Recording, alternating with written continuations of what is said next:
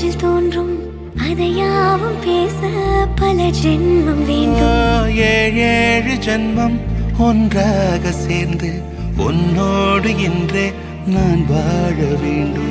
காலம்